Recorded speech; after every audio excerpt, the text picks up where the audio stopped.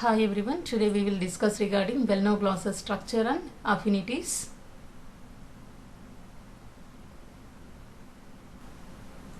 So in this topic we will go through the habit and habitat of Bellno-Glossers, external morphology of Bellno-Glossers, and how the Bellno-Glossers it may show resemblances or affinities with invertebrates and vertebrates, and here especially it shows the similarities and dissimilarities with annelids, echinoderms and cephalochordates, urochordates, like that. So we will go through all these affinities in this topic. First of all, we will start the habit and habitat of Bellno-Glossers. The Bellno-Glossers, it is a burrowing and exclusively marine animal. It is found in the shallow water between the tide marks along the coast of warm and temperate oceans. It is worldwide in distribution. It is a tuberculous organism living in U-shaped burrows excavated in the sandy bottom. The walls of the tubes are lined with mucus secretions that are secreted by mucus glands of the animal. The burrows are open at both the ends, and spiral coils of feces like the castings of earthworms may be seen at the posterior opening. In its burrow, Bellno-Glossers lies in a twisted condition, but its anterior and posterior extremities are straight. Knight-Jones in 1952 reported that the animal moves into its burrow with the help of the cilia present all over the body. So this is the habit and habitat of the Bellno-Glossers.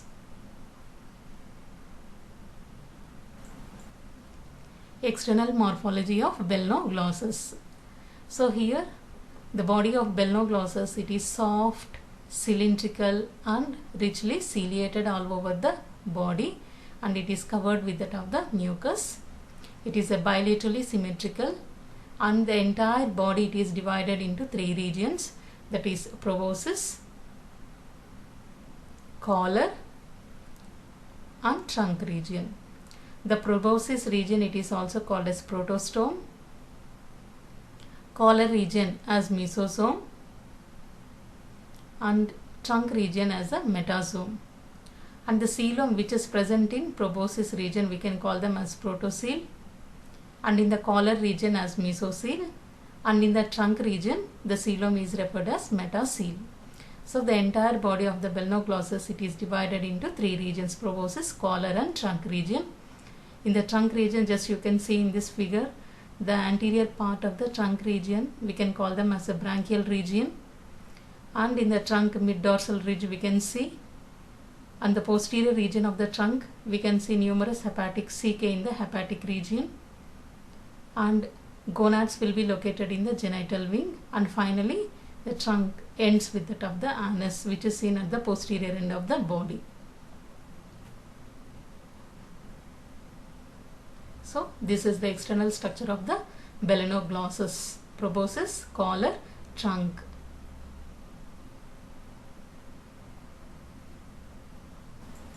Proboscis.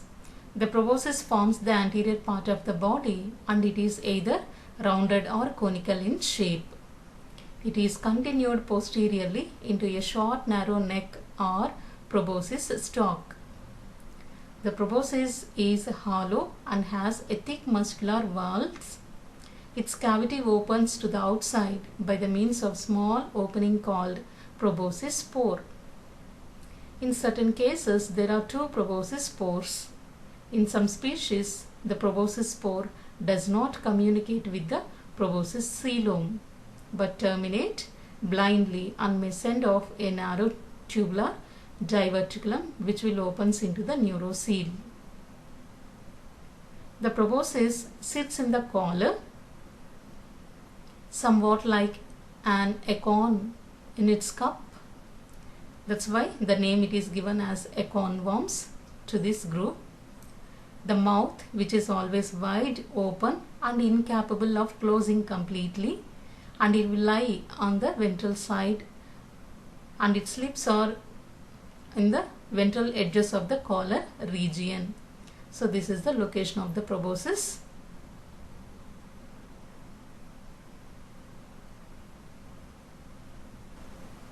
collar.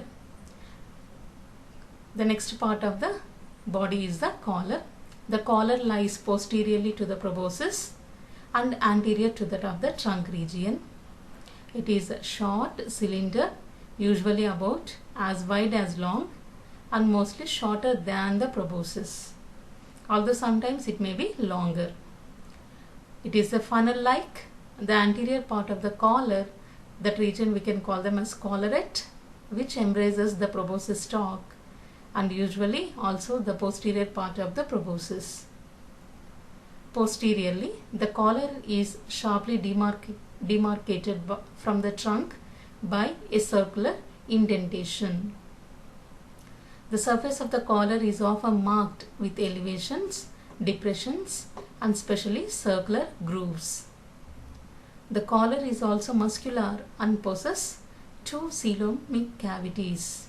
The right and left coelomic cavities, they are separated from one another by dorsal and ventral mesenteries.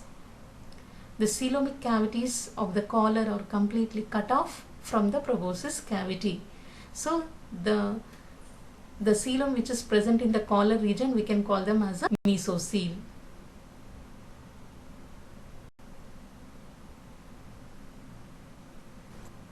Trunk. The trunk is the elongated posterior part of the body. It is somewhat flat and annulated on the surface. It has a mid-dorsal and mid-ventral longitudinal ridge. The trunk, it is divisible into three regions, that is anterior branchiogenital region, middle hepatic region, and posterior abdominal or post-hepatic region.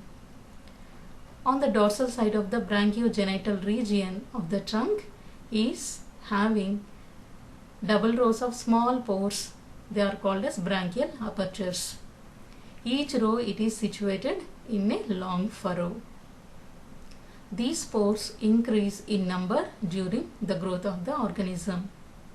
In some species, the most anterior are overlapped by the posterior prolongation of the collar called the operculum.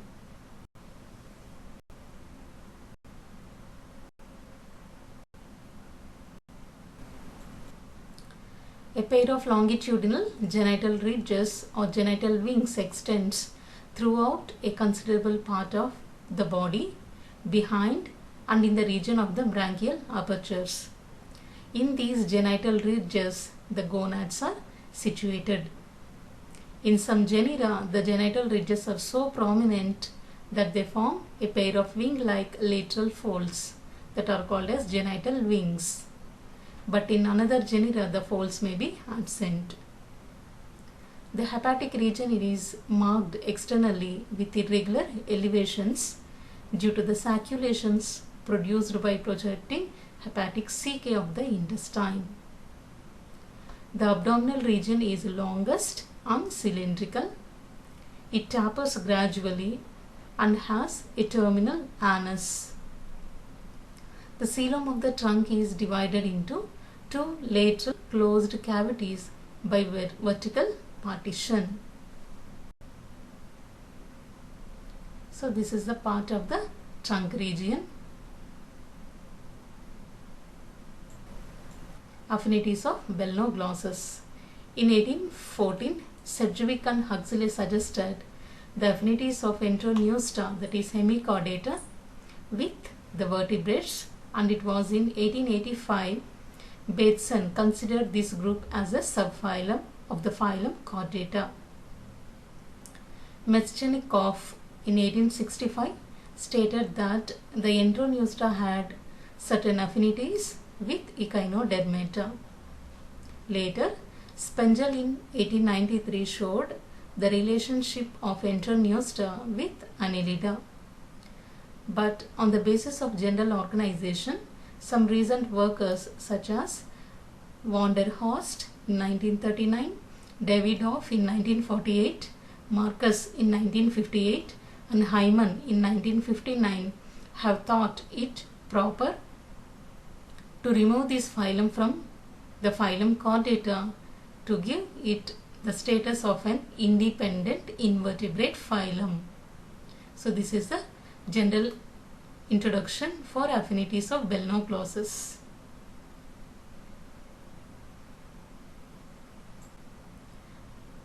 So the Bell-no clauses, it may show the similarities and dissimilarities with the phylum Annelida, with the phylum Echinodermata and Chordata. So let us see what are the similarities that are shown by Bell-no clauses with Annelida. Vermiform body. The first one is a vermiform body. Here in annelids the body it is worm like that. Here in Bell-no clauses also the body it is vermiform body. The presence of coelom. In both the cases coelom it is present. Arrangement of blood vessels, that is dorsal blood vessel, ventral blood vessel and lateral blood vessels. Arrangement it is similar in both the Bell-no clauses as well as in annelids. And the collar comparable to that of the clitellum of oligochaete. The collar region in Bell-no clauses, that is compared to that of the clitellum. Clitellum it is a region which is seen in earthworm. So the collar it can be compared to that of the clitellum of oligochaeta. Resemblances. So the tornarial larva of Bell-no clauses, it may show certain resemblances with trochophore larva. Dissimilarities. So what are the dissimilarities that are shown by Bell-no clauses with the phylum Annelida? Nephridia, they are present in trochophore larva but they are absent in tornarial larva. The gastrulation it is opposite. The blastopore of the gastrula it will become as mouth in trochophore larva, but in tornarial larva of Bell-no clauses it will become as anus. The developmental aspects it is totally different in Annelida and Hemichordata or in Bell-no clauses. So these are some of the similarities and dissimilarities that are shown by Bell-no clauses with the phylum Annelida.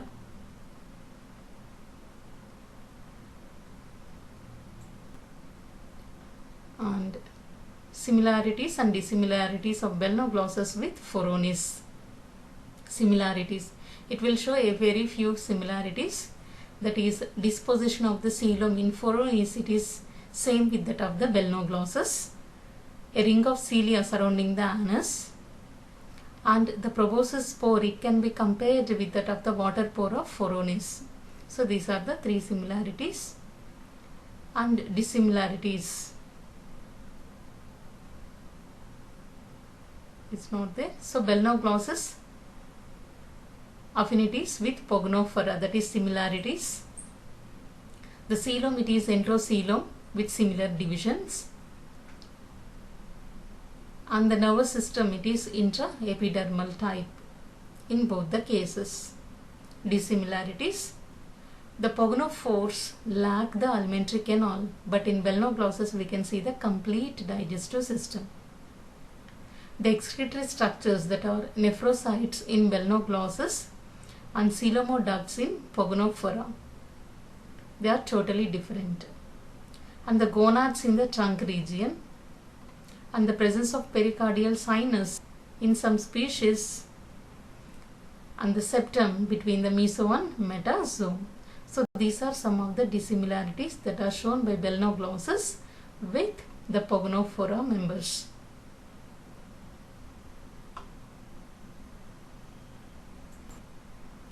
Affinities of Bell-no clauses with Echinodermata. So here the Bell-no clauses it may show the similarities, like the presence of ciliated bands in tornarial larva. It can show the resemblances with auricularia and bipinnarea larva of echinoderms, and the position of the mouth and anus, and division of larval alimentary canal it is same in echinoderms and in Bell-no clauses. And origin and development of coelom. The coelom in Bell-no clauses is the enterocoelom, and in echinoderms also enterocoelom we can see. And bilateral symmetry in Bell-no clauses it is same with that of the echinoderms. So these are some of the similarities. Dissimilarities. Eye spots, they are absent in tornaria larva. Protocele that are paired in echinoderms, but the protocele it is unpaired in tornaria larva. They are, though they are two and they are closely related groups, but they have evolved from a common ancestor. So these are some of the dissimilarities. Let us see the affinities of the Bellona-glossus with the phylum Chordata. So it will show the resemblances in having the branchial gill clefts. So in chordates also we can see the gill clefts, and presence of lumen only in the collar nerve cord, and the feeding mechanism in ammosid larva and some amphibian larva. It may show the resemblances with the feeding mechanism of Tornarial larva, which will show the filter feeding mechanism. The dissimilarities, notochord is absent. In Bellona-glossus we can see the stomochord. And the nervous system, it is solid except in the collar nerve cord. And the Bellona-glossus shows some of the affinities with the urochordates. Presence of pharynx and branchial apparatus, it is similar. And the development of the central part of the nervous system, it is similar with chordates. And the feeding mechanism, that is filter feeding mechanism, that is shown by Bellona-glossus, same like that. The urochordates also, they may show the filter feeding mechanism. Dissimilarities, the two groups, they will differ in all other aspects.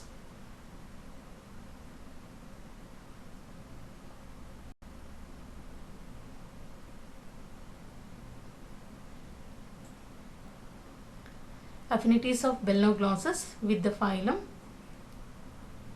Cephalochordata.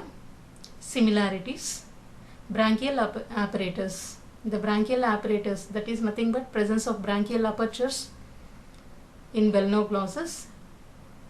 The same feature we can see in cephalochordates also. They are having numerous branchial apertures. The arrangement of coelomic sacs, it is similar in Bellona-glossus and cephalochordates. And dissimilarities, that is unsegmented muscle fibers in Bellona-glossus, and the mode of development, it is totally different. So these are some of the similarities and dissimilarities shown by Bellona-glossus with cephalochordates.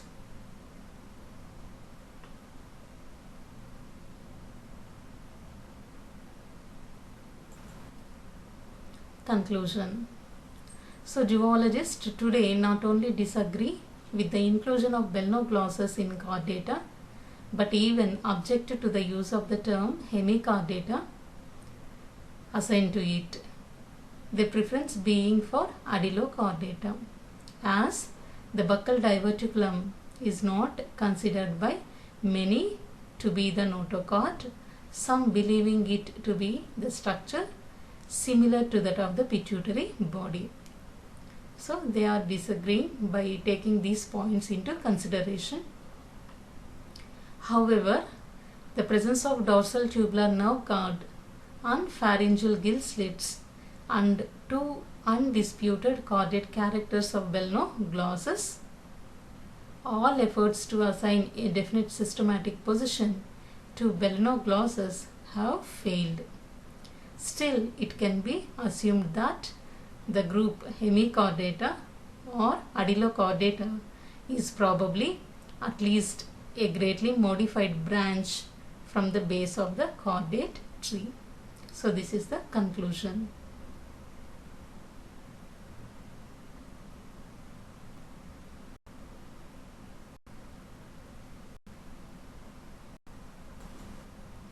Thank you. If you are watching my video for the first time, subscribe my channel. Stay home, stay safe.